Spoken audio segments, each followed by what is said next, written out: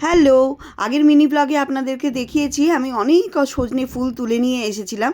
সেগুলো বাড়িতে নিয়ে এসে পরিষ্কার করে ছাড়িয়ে ধুয়ে আর একটা কিছু রান্না করব। আজকে আপনাদের সাথে আরেকটা নতুন রেসিপি শেয়ার করব। চলুন।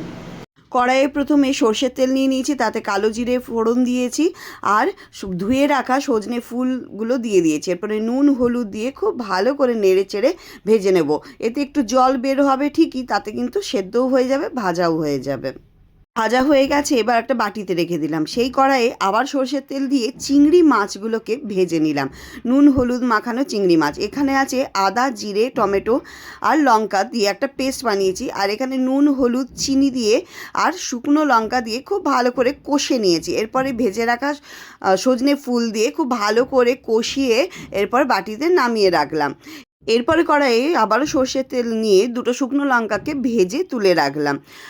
এই ভাজাটা একটু ঠান্ডা হয়ে গেলে শিলনোড়াতে দিয়ে একটু ভালো করে মিহি করে বেটে রাখলাম। সজনে ফুল চিংড়ি মাছের ভর্তা খেতে অসাধারণ লাগে।